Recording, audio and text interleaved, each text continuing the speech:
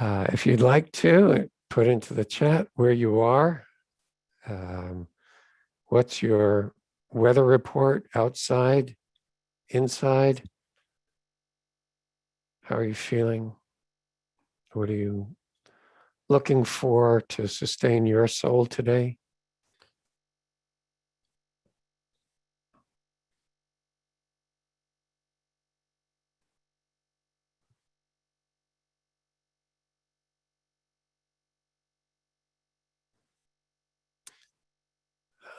For those of you who are joining early, and as we wait for others, you get the bonus moment. I've been telling this story since Sunday at staff meetings and to colleagues, and last night at meditation at the JCC. Sunday afternoon, I was sitting at my desk and looking out at the world as I have for this past year. And I'm presently, I shifted my workspace from downstairs where I'd been ensconced for the 20 years that I've been here in Hastings after having been in California. But now I'm upstairs in one of our bedrooms looking out at the back of the house rather than in the living room looking towards the front of the house. And just outside my window is a very large and fairly old oak tree. And I did notice last summer that just about 10, 15 feet above where I'm sitting is a branch that comes off of the trunk, a fairly thick branch. It probably is a foot in diameter itself. And that there is clearly a beehive in that branch where another branch had been taken off and clearly it was hollowed out. And the bees found a place to make a hive. So Sunday afternoon, I was sitting here working, and all of a sudden I hear this incredibly loud humming sound. It was not the sound of one bee banging up against the screen, which I was accustomed to in other circumstances. And I looked out and there was a huge swarm of bees. There were hundreds and thousands of bees swarming about, flying all around, bumping into the screen, but also just all around the tree, from the tree branch, which, as I said, is 10 to 15 feet above me, all the way down to ground level. And I watched this for about 20 minutes to a half an hour. And this swarm with a very, very significant, powerful hum continued. And I watched as slowly the bees, which extended down to the ground, slowly made their way up towards where the hive was, and finally resolved into what was the natural going and coming of bees, 10, 15 at a time, outside of the hive on that branch from the oak tree in front of me. So we looked it up here, and this is the natural phenomenon of a beehive in the spring. When a queen leaves the hive and takes some of the bees with her to establish a new hive someplace else, and leaves the rest of the bees behind. And so this was the whole of their process of trying to figure out who's going where and how are we going to do this and where's the new hive and how do we get there. And they finished that whole dance. And here we are once again. It was one of the most dramatic and wonderful things I'd seen in my life, and just drew me out from the very contained, physical, manufactured space of a house into the world and into the fact of the natural world in which we are embedded. It was it was really just a wonderful, wonderful experience and a reminder to me, and what I hope as we share a little bit of our Torah a little bit later, a reminder that we're not separate from nature. I wasn't prepared to go out and walk in the midst of the swarm, which I understand I could have done because they weren't interested in me at all. And so long as I didn't disturb them in their dance, they wouldn't have disturbed me. But I would have liked to have had that experience. There are moments possibly inspired by the bees outside my window, but I think also a fellow who joined us on retreat at the Pearlstone Conference Center in Maryland 2 years ago, who himself has become a beekeeper, that I am considering what would it take to raise bees, and then how do we go about turning some of our property into a natural habitat for pollinators, and to be drawn out of this very manufactured and artificial residence, and to be connected more deeply to the natural world of which we are a part and not a part. To be able to remember and to experience much more deeply, not in the head, but in the body, heart, and soul, how connected we are. So we'll turn to our text for today and begin as we do with a Torah, a blessing. Baruch Atah Adonai Eloheinu melech haolam asher kidshanu b'mitzvotav v'tzivanu la'asok b'divrei Torah. We praise you, God, ruler of all things, of time and space. You are hidden, ne'elam, in all things. And you offer us access to holiness through an intentional practice of engaging in the study of Torah.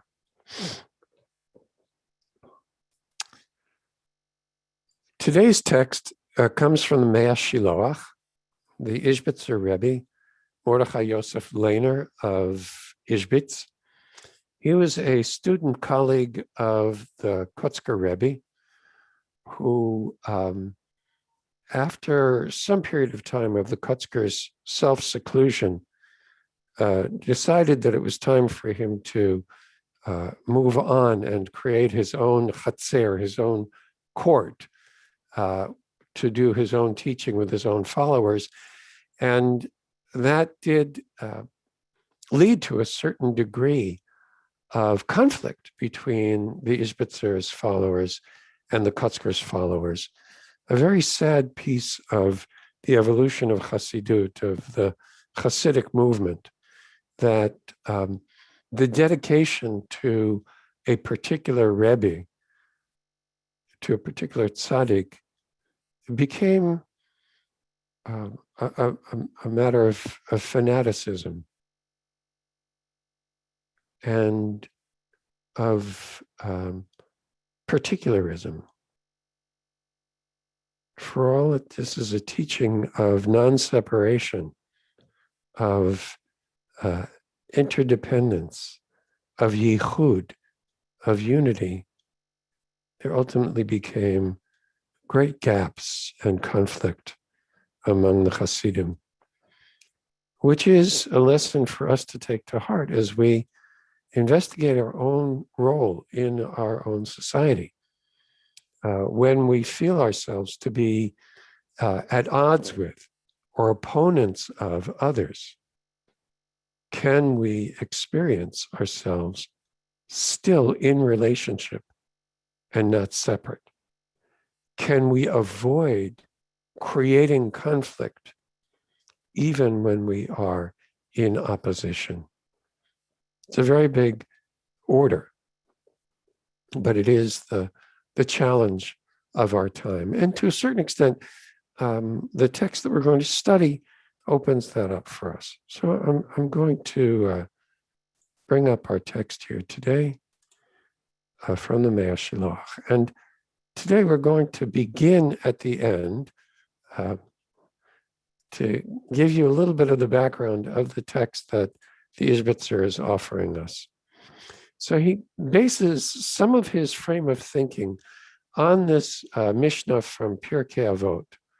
Right? Pirkei Avot is an early rabbinic collection of teachings that are not law, although it is included in the Mishnah, the code of Jewish law.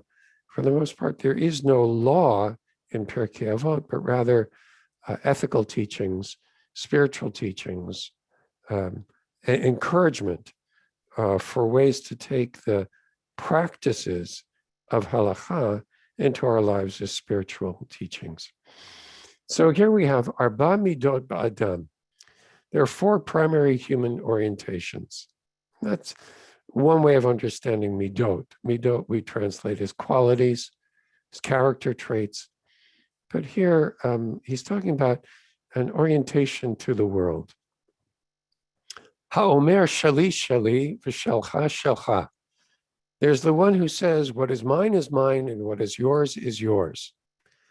This is a middling quality, benonit.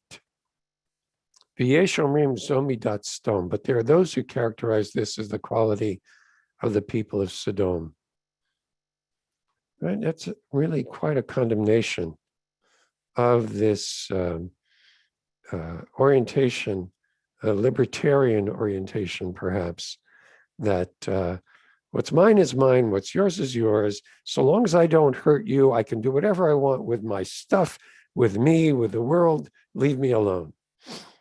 That's the Midat Sodom. That's the quality of the people of Sodom.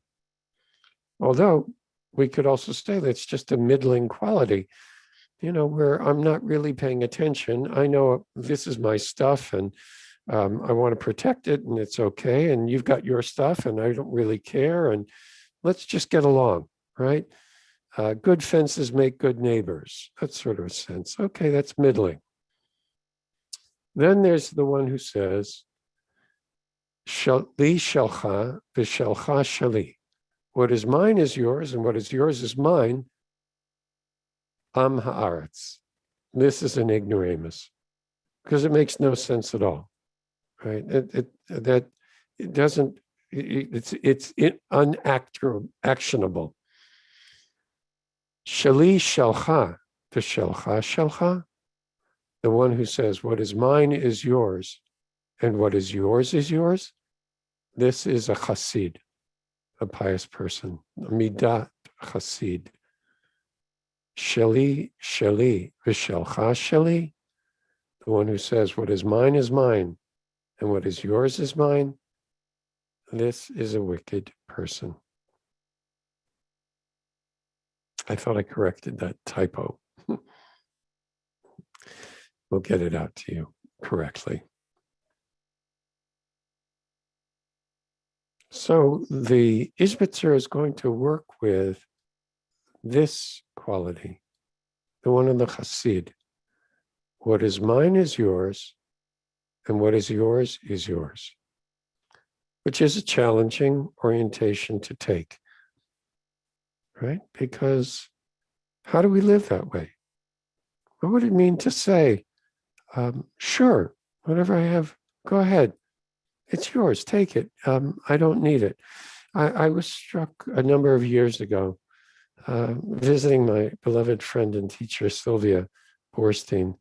And just as we were standing in her house, she just goes over to her bookshelf and picks up some books and says, here, take these, right? I think you'll like them. Where I've been in the habit of acquiring books and needing to possess them. When I was a rabbi in Northern California, there was no library, Jewish library. I had to create my own library. So I bought books and I kept buying books, and my books were mine. The idea of giving away books. Sheli shelcha, shelcha shelcha. I don't need what you have. And whatever I have is yours. But the Ishbitzer brings us to bear on the two aspects of social life that the Torah presents to us in Parshat Bahar of the Shemitah, the seventh year, the sabbatical year, and the Yovel, the Jubilee year. So we have a cycle of 7 years, just as we have a cycle of 7 days. So there are 6 years in which one can work the land for one's own good. That is, I have my land, I plant it with my stuff, I get to harvest my stuff. And although there are limitations on that in terms of leaving the corner of the field, leaving the stuff that falls out of the sack as you're harvesting it, or that is forgotten in the field, that are left for the poor, but still, what's mine is mine. I get to harvest this. But in the 7th year, no planting, no harvesting. Whatever grows is available for everybody. It's also the year in which indentured servants are released from their debt, and in which debts are also relieved. The Jubilee is like Shavuot. It is the 50th year. After 7 cycles of 7, there's an additional year of release. That's in which in the land of Israel, that Israelites acquired through the mystical, divine, intentional allocation and lottery of allotting land to each of the 12 tribes, and then to all of the families and households within that tribe, everybody got a portion of the land of Israel. But over time, some people were better at working their land. Some people died young and their families were strapped for cash and may have sold their land and then lost access to means of creating capital. But in the 50th year, the land that had been sold to others reverted back to the families that were the original owners, according to that allotment in the land of Israel. This doesn't apply outside the land of Israel, but it is a challenge to us as we think about really how do people create capital? What is the process by which people gain wealth and have access to a livable life in this world? And the Ishbitzer is going to tackle this and deal with it. So now let's, 15 minutes in, let's finally turn to our text. So he begins with, you shall count off 7 weeks of years, 7 times 7, so that the period of 7 weeks of years gives you a total of 49 years.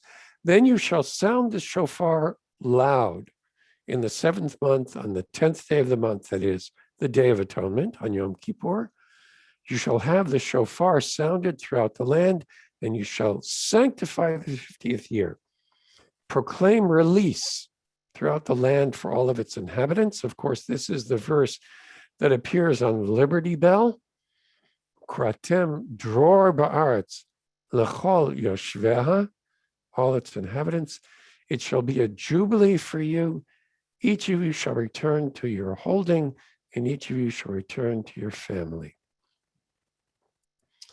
So the Ishbitzer brings up the Mishnah that we just read and says that the Shemitah, that is the 7th year, and Yovel, this 50th Jubilee year, can be thought of in terms of the midot identified in Avot that we just read, and in particular, Sheli shelcha v'shalcha shelcha, what is mine is yours, and what is yours is yours.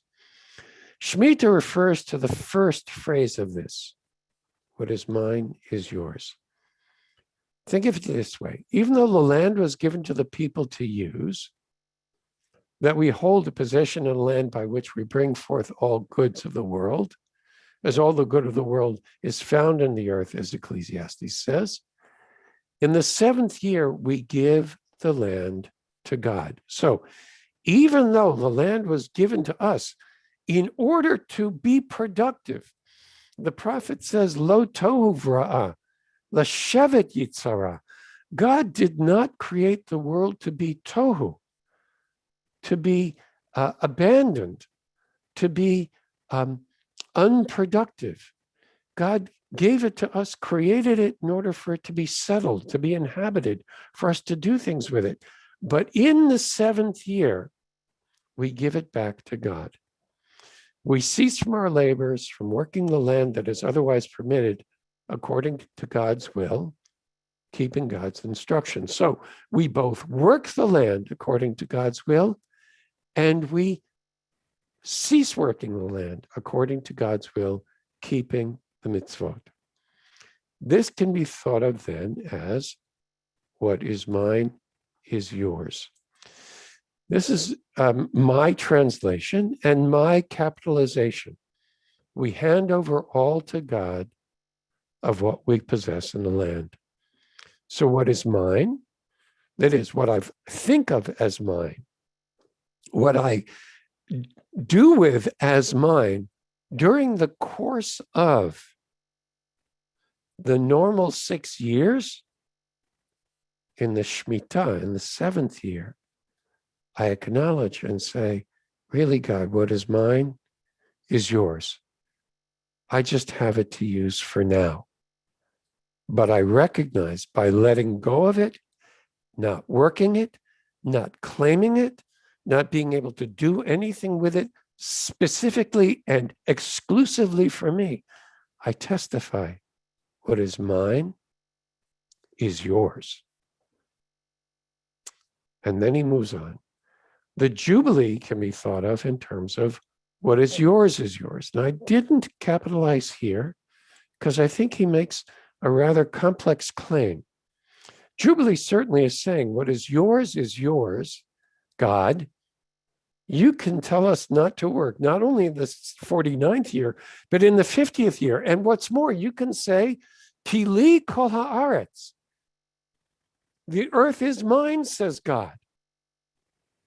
And you are my servants. So don't think you get to have this in perpetuity. This is my land.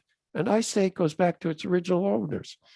The Jubilee is when we each return to our ancestral holding, each to our families. Truly, God made people upright in the land, right? That is, where is that? Ki asalohim et adam yashar ba'aretz. God,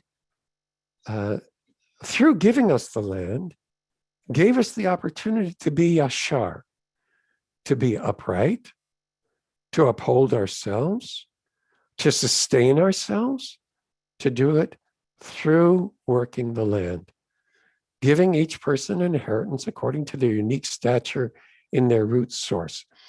Now, this is the important thing.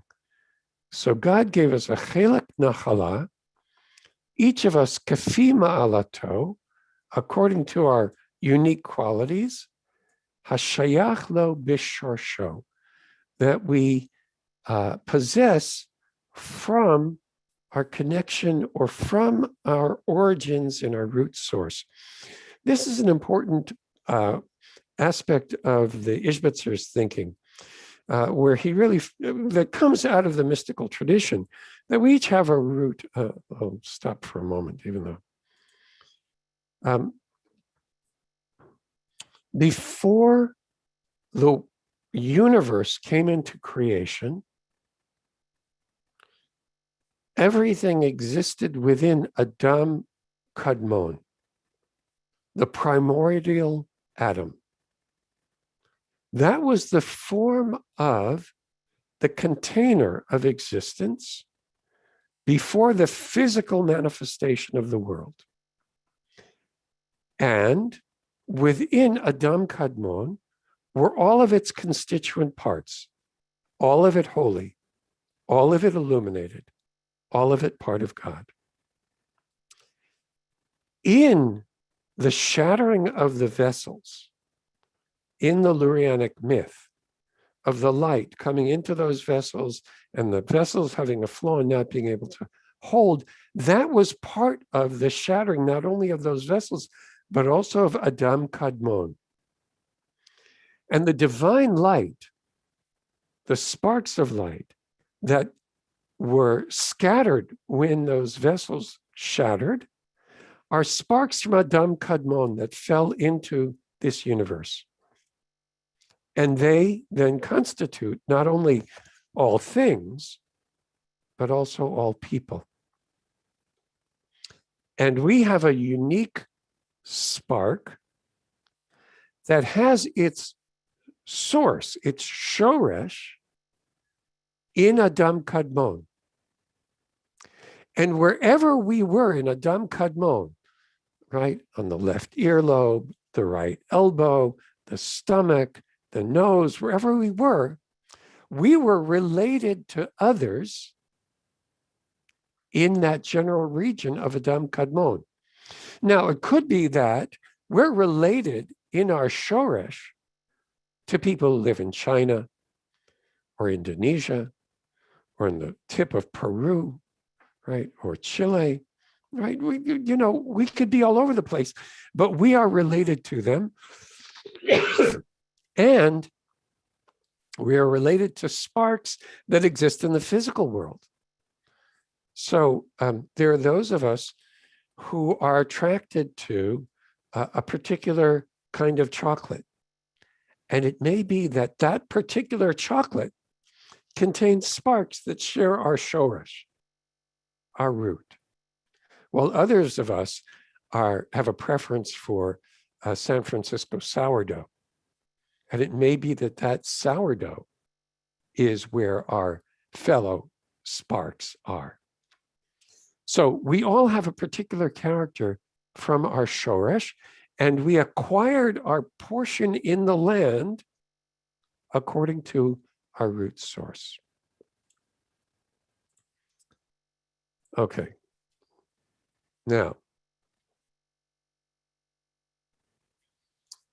further, God set each of us in our particular tribe, Hitziv Ish al Diglo, established us in our particular tribe, and said, declared of us, Avadaihem, they are my servants. Right? God declares that we are God's servants, not Pharaoh's servants, not Nebuchadnezzar's servants, not Rome's servants, not even the servants of our own beloved country. Right? That we are in the land, in our particular place, according to our shoresh and our degel, our root and our tribe, to serve God through the land. But, and here he concludes that verse from Ecclesiastes, but people, because bikshu cheshbonot rabim, because people engaged in many calculations, that is,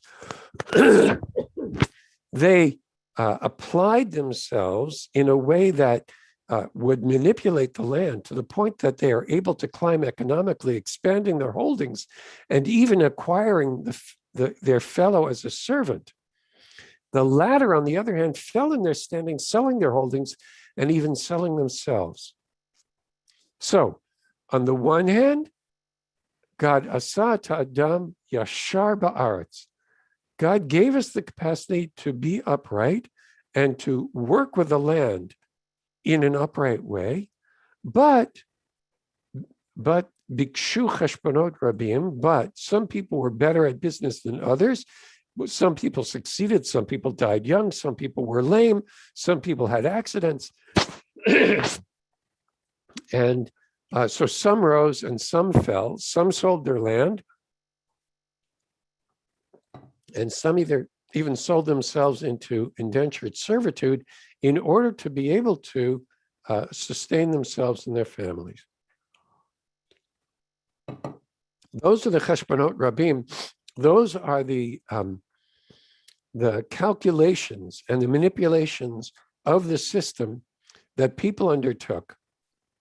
But God, nevertheless, is still in control. God's word stands forever. Nevertheless, no matter what judgments, divine judgments may befall us, they never touch our true being at our root source. Lo yagiu la'omek shorsho. So dinim, right? Dinim are the negative occurrences in our lives, and that includes falling on bad times, losing our property, selling ourselves into indentured servitude. As bad as that is, and maybe experienced as God has given up on me, there's no way I can make my way back, we still are connected to our shoresh.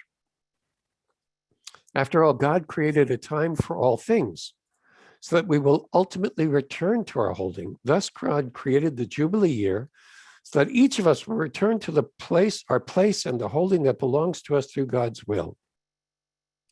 This is the sense of the year of the Jubilee shall be holy to you. Shnat HaYovel yeh kodesh lachem. Right? That is, in that we become holy. In the Jubilee year, the light of God's holiness will be revealed for all to see by means of the sounding the shofar on Yom Kippur, to the extent that ultimately all will recognize that whatever we have of the holding of our ancestors given us by God will surely remain with us. It's a long sentence and a long concept. We will experience holiness because through the sounding of the shofar on Yom Kippur in the Jubilee year, we will see ourselves as we stand in our root. And we will know that no matter what has transpired, we haven't lost our connection to our original, authentic, legitimate holdings given to us by God. They certainly remain with us. And that which we acquired through our mortal efforts, even if it has been in our possession for a long time, we must return to its rightful place as it is not ours from our root source. Right? The zeh shabal yado al pi pu'ulat adam. Right? That which we acquired through our pu'ula, our action, ad ata, even though it was in our possession all of this time, and we could claim it as ours, right? It's our reshut. We have permission to use it, and nobody else. Im kol zeh lefi she'eino shelo bashoresh, since it's not ours from our root, yuchrach lachaziro limkomo hashayach. We have to return it to its proper place. This is God's illumination for us in the Jubilee year, by which we all come to recognize the proper place of each thing. Shiukar l'chol adam makom hashayach l'chol davar.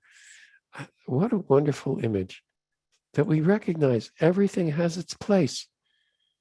And whatever was out of joint, whatever was misappropriated, whatever was not serving in its fullest way, finds its right place. This awareness and recognition will come to us after we've fulfilled the mitzvah of Shemitah, after we have given all to God. Through this, we come to the midah of what is yours is yours. Now, here, by rights, we probably should have capitalized both. What is yours, God, is yours. I let go of it. I return it. It is fully yours. we recognize where everything we have actually belongs according to its root source. This is as the Midrash teaches, all are considered blind until the Blessed Holy One enlightens their eyes. When does God enlighten our eyes so that we can become seeing, sighted, able to know where everything truly belongs? In the Yovel and through the Shemitah. What is mine is yours, and what is yours is yours. We become truly seeing when we are enlightened in that way. It might appear to our mortal conception and view that the servant belongs to their master, or the field to the one who purchased it, right? And this is af ki la'ayin enoshi yitra'eh ki ha'eved sheach l'rabo, right? La'ayin enoshi, to the mortal eye, it appears that the servant belongs to their master, and the field to the one who purchased it. But to the one who the Blessed Holy One enlightens, opening their eyes to see, that one will perceive that no human effort can change matters at the depths of God's true will, right? Lo yif'al, nothing that we do, lo yif'al l'shanot me'omek ratzon Hashem yitbarach, af k'chut ha'se'ara, not even by a hair's breadth. That is, we can't possess what the other truly has and what belongs to them by right, by even a hair's breadth. So you think that the surveyor coming out and checking out, where's your property lines, so you know where precisely to put up your fence, right? To place your fence even the smallest bit, even less than a millimeter, a hair's breadth over that line, is to take possession of what is someone else's, and we are required to say, no, what is yours is yours. What is yours, God, is yours. But I think that the Ishbitzer is going to take us in a slightly different direction. This is all revealed in the Jubilee. This is the quality of what is yours, which is greater than what is mine is yours. And this has to do with returning to our human fellows what is theirs. Through our observance of Shemitah and the Yovel, we will see how it is that we might have obtained some good that is not according to God's will. So, Shemitah and Yovel have practical consequences in the world in terms of letting the land lie fallow and returning possessions to their original owners. But it also is there to change our consciousness, where we recognize I may have something that is not according to God's will. We may have, through our own efforts, acquired wealth, even though it is not our possession. But even though it is in our possession, it does not belong to us, right? Even though it's in our possession. That is why in this Torah portion, we are also cautioned regarding theft, abuse of others in business dealings, that is, hiding something that the buyer should know, or charging a price that is out of line with the market, and also with usury, with taking interest. In the future, we will realize that whatever we acquire through these means does not belong to us. Forgive my poor grammar in the translation. Now, we might be tempted to say, then nothing will remain for us except that which God provided to us in our root source. Were all of our efforts then for nothing? We acquired possessions and expanded our wealth, but all that will remain for us is that which God allotted us? Why should I bother? So this is the great argument for capitalism, for competition, for innovation. Why should I do anything if it's all going to revert to its original owner? What good do I get out of it? That's what Ecclesiastes says. Read the book of Ecclesiastes. Why bother? You can't take it with you. But in response, he quotes, again, Ecclesiastes, but in a slightly different way. King Solomon replied, "A little folly outweighs great wisdom." It is true that with wisdom, we will understand that nothing will remain for us of our efforts, and then do nothing in this world. So on the one hand, it's important for us to have that consciousness that whatever we do, it all ultimately will revert to its true owner. But that little folly in us, which impelled us to make efforts to acquire possessions, indeed will bring us wealth, even though we understand in principle that our possession is transient, right? So there is a little folly in us. That is the Yetzer Hara. That actually does some good, even though we can't keep it, even though you can't take it with you. Nevertheless, we can gain through our efforts. We can gain through our efforts, even though the time will come when we must return to our holdings and return everything to its place. We will still gain, and here this is important, as we will only have to return to our fellow the measure of their holding. The limitation and boundary that God provided us, by which we recognize the difference between what is ours and what is another's, that will be added to our holdings, right? Initially, we expanded our holding into that of our fellow through our efforts in this world, but returned to our place and allowed them to return to theirs. The outcome of that effort will return to us as a small protection from the portion we return to our fellow. This is what we gain from our efforts in the world. Our expanded consciousness will remain with us forever. Okay. So that last piece, the Ishbitzer says, there is a tension in our world between truly saying, you can't take it with you,